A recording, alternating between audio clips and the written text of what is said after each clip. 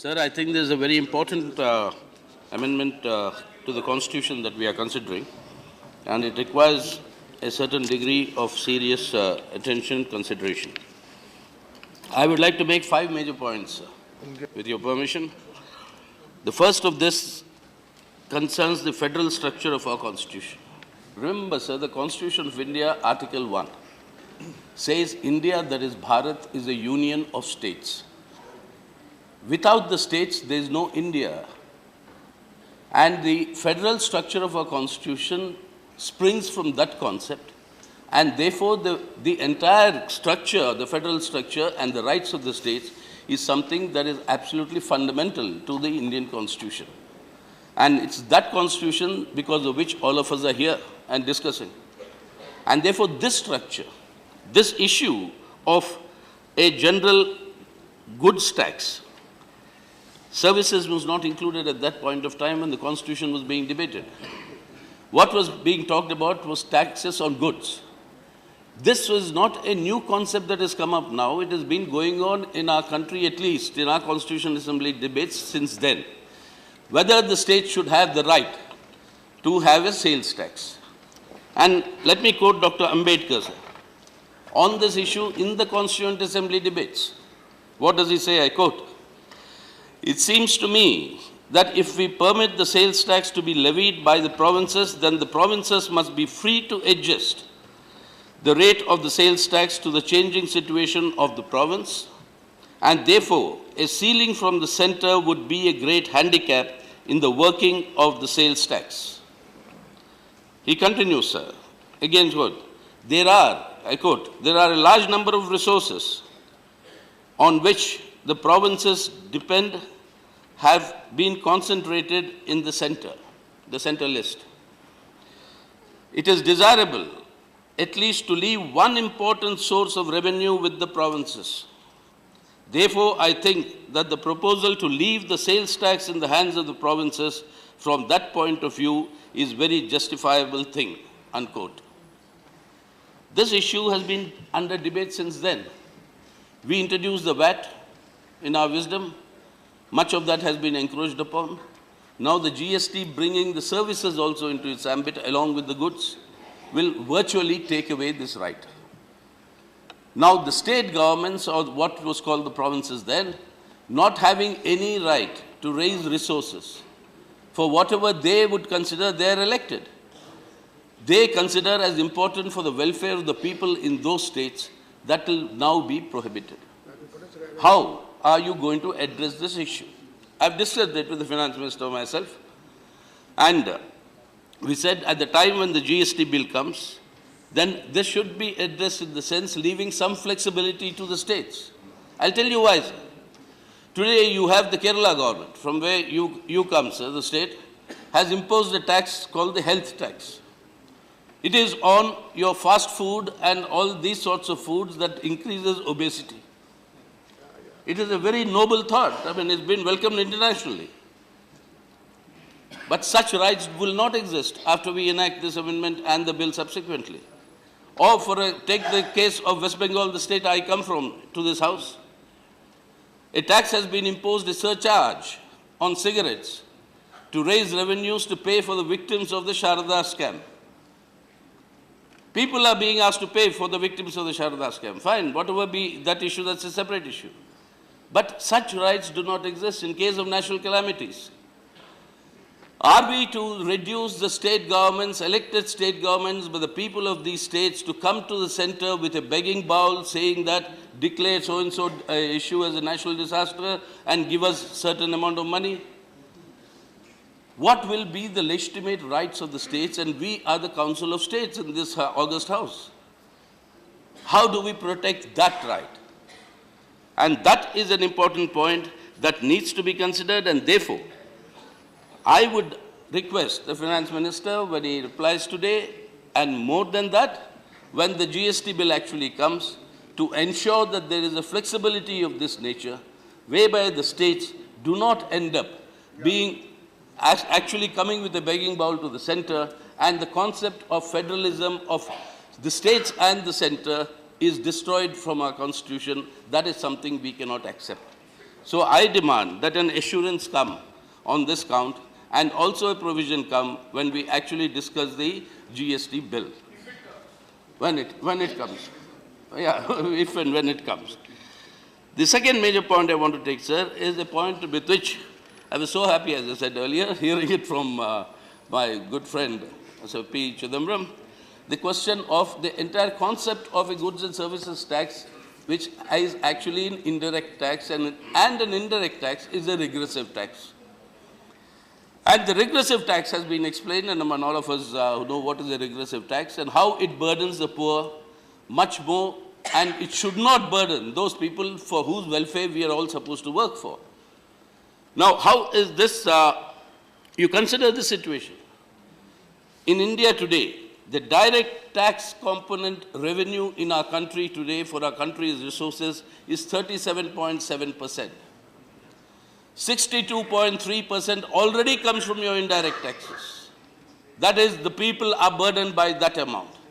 In the last budget, the Honorable Finance Minister presented, indirect taxes have been hiked to the tune of 20,000 crores around, while the direct taxes have been reduced by over 1,000 crores. What are you doing, sir? Enriching the rich, impoverishing the poor? Now, in this sort of an atmosphere, but compare our 37.7% of direct tax collections with the other emerging economies in South Asia. Look at Indonesia. They have a direct tax component of the revenue of 55.8%. Look at South Africa. They have a direct tax revenue, part of your BRICS. They have a direct tax revenue component of 57.5%. We have 37.7%. And on top of that, if the GST, if you do not have a cap on its limit, a limit on the GST, it will be an increasingly regressive tax that will impose greater and greater burdens on the people. Now, you have worked out. Mr. Arvind, I won't name him, but the Chief Economic Advisor's report, all of us, those of us who have read it, and all of us think that they are very, very reasonable economic arguments that have been economically sound arguments that have been put there. And the revenue neutral rate, the R&R, as it's called, the R&R was estimated, and that has already been explained in the House at 15% or 15.5%, whatever that, that exact figure is. But remember, sir, there was an R&R calculated in 2014, which we had then very strongly opposed. And that R&R that was calculated then was 27%. 27%, 12.77% as the central taxes, and 13.91% as the state taxes. Now, if you have this sort of an R&R, and on top of that you have the bands, you may have bands less than that. But then at a tax rate of around 24%, 25%, that will just cripple the vast majority of our people. And I've said this before, sir, what is the reality today? In the last 1 year, the number of US dollar billionaires in our country, it is reported, have increased from 100 to 150. Wonderful. May the tribe increase. So, as the old saying goes, that is the shining India. What does the 2011 census economic data report show us? 90% of Indian families, 90%, the bread earner of the family earns less than 10,000 rupees a month. Your census figures. These are the two Indias you already have. And on top of that, if you get a regressive tax regime, you are only widening the hiatus between the two Indias. And that is not the spirit with which our Constitution enjoins us to come to this House to legislate. And therefore, I think it's absolutely necessary that instead of a revenue neutral rate, you start considering what I would call a fair revenue rate. I'm seriously suggesting to the Honorable Finance Minister that this be considered as a fair revenue rate and work on it. By the time you bring the GST bill, you can actually work on a fair revenue rate for the states concerned, and then you have a cap on it, and that assurance must also come when the GST bill is brought before us. How it will be brought, I'll come to later, when it's brought before us, and that should be taken into account. The third major point that I have, sir, is concerning the concrete amendments. The concrete amendments that the Honorable Finance Minister moved, there are certain problems in this. The third amendment, for instance, at clause 9, where he suggests three categories he is given, 1A, 1B, and 1C. Correct, the amount apportioned to a state 1A, to a state under clause 1 shall not form part of the consolidated fund of India. Yes, because it has to be shared. So once it goes in there, then you and I will have to sit again to apportion it, correct? Second is also by the same logic, okay? The third, where an amount collected as tax levied by a state under a state, etc., such amount shall not form part of the consolidated fund of the state. Now, why should that be there? A tax collected by the state for the state GST, it naturally has to go into the consolidated fund of the state. And there is actually a conceptual problem. Where does revenues collected, where do revenues collected go? What is the mechanism whereby the distribution is done immediately so that the revenue can be collected and somebody sits on it? That is an important aspect that needs to be clarified. So that is what I would want the Finance Minister to reconsider 1C of Amendment number 3 that is moved. Sorry? You see, and secondly, the point, that's an important point. You collect revenue. What is the mechanism and what is the time frame within which that is shared between the states and the center?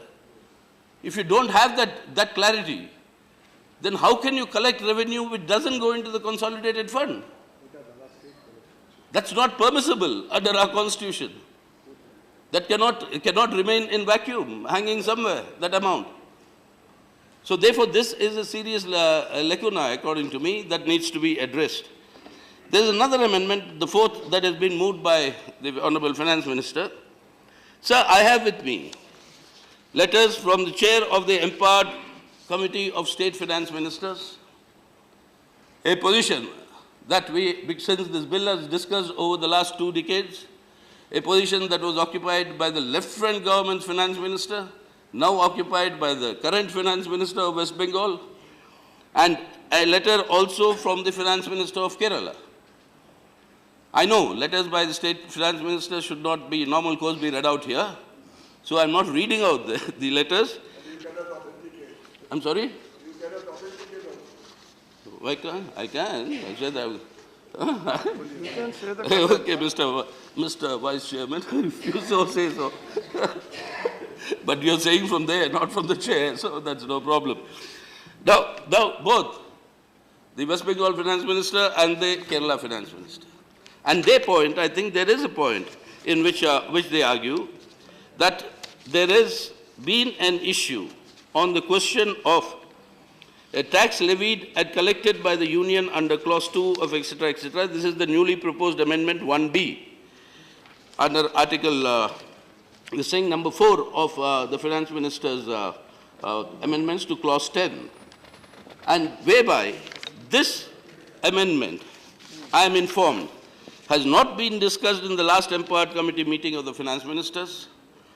And it goes against the decision of the Empowered Committee of 2014, where it was decided that the residual amount in the IGST shall be shared with the states as per the Finance Commission formula. So therefore, both the states have suggested, chairman of the Empowered Committee have suggested that this be deleted and let the Clause 10 remain what it was as the Lok Sabha passed it. That it needs serious consideration, and I would like the Finance Minister to respond to that when he sums up this discussion. The fourth major point is, of course, on the dispute resolution mechanism. Right now, it appears it's been left to the GST. They'll work out a mechanism. But I think greater thought must be given to that, and that mechanism must be spelled out more concretely and in a tangible form at the time when the GST bill is brought for consideration. And that I'm requesting the Finance Minister to do so. Finally, sir, I know you're looking at the clock, so finally, I'll end with only one point, that, sir, this is a very, very serious piece of legislation. we are making a very major radical departure from the revenues collected by the state and the central governments for their functioning. We are making a very major departure from the objectives for which these revenues are collected and how they will be spent. Now, this GST bill, therefore, is a bill of such a major importance that it should come back for consideration, not merely the GST bill, but all the bills connected with the GST. There is the IGST, there is the SGST, interstate and the state. They must all be brought here also for our deliberations, and therefore they should not be brought as a money bill. I've made this appeal to the finance minister myself. Please bring them as a finance bill, because I've given, sir, you are aware, I've told you earlier my interpretation of Article 110 of the Constitution of India. A non-legal, non-lawyer, common sense interpretation. 110(1) says what are the items that constitute a money bill. Yes. 110(2) says what are the items that do not constitute a money bill. 110(3) states that in the case of a dispute, the decision of the Speaker of the Lok Sabha will be final. Common sense interpretation is that the matter under adjudication of the Honorable Speaker of the Lok Sabha are matters that are not mentioned in either 110(1) or 110(2). Only then 110(3) should come into operation. But now what is happening? 110(3) is coming into operation for matters listed in 110(1) and 2. Common sense interpretation, I think that is wrong. But anyway, one of our colleagues has taken it to the Supreme Court, so I mean, let's wait for the verdict. So in that spirit, my request is, and I've said this once before, before ending I'll say it, sir. I've said this once before in our own, let's say, indiscretion or hangover or this thing from the colonial rule, we have inherited many practices from the Westminster. Some of them we are trying to correct now, we have corrected at least one. We no longer present the budget at 5 p.m. Thankfully, if you present it at 11 o'clock, because they would be waking up there in London at that time at 5 p.m. Now, one of the things that remains, which we have inherited, is the color codes. The Westminster has a 3-color code. It has green, red, and the royal blue for the Queen of the Majesty to come in. Mercifully, we have eliminated that royal blue by declaring ourselves a republic very correctly, and I'm very happy for that. But we continue with the green and the red color combination, color code. The Lok Sabha is green, the Rajya Sabha is red. In the indiscretion, if the Lok Sabha passes any legislation, which in our wisdom and consideration we think is not in the interests of the people, we will show the red flag and stop it for the interests of the people in the country. That is what we are for. That right cannot be denied. Yeah. Constitution begins by the Constitution begins. Denied for private members will also. The Constitution, sir, the supremacy of sovereignty in our Constitution is the people. We begin the Constitution by saying, we the people give ourselves and enact this Constitution. The interests of the people are supreme. In the GST, final consideration when we give it, interests of the people, are they going to improve? Are they going to deteriorate? They are going to be burdened more. And there, sir, I only want to remember, earlier it has been quoted that the experiences of other countries where the GST, last point, experience of other countries where the GST was passed. One country that's been left out by my colleague was that of Canada. And remember, sir, Mr. Mulroney of the Conservative Progressives in 1991 had a 2/3 majority, brought the GST bill, big uproar in the country. They had to invoke the colonial provision as saying the order of the Majesty, the Queen of England. And then it was passed. In 1993, 2 years later, the elections took place in Canada. From a 2/3 majority, they came down to 2 representatives. Yeah. So that example is also there. So you please, keep all that. So finally, interest of the people, sir, that should be the prerogative, priority, and I hope on that basis we will take up the other bills that will come. Thank you, sir. देश को बचाने की जिम्मेदारी मैं किस पर डालूं? आडवाणी तो आपसे भी है बहुत चालू।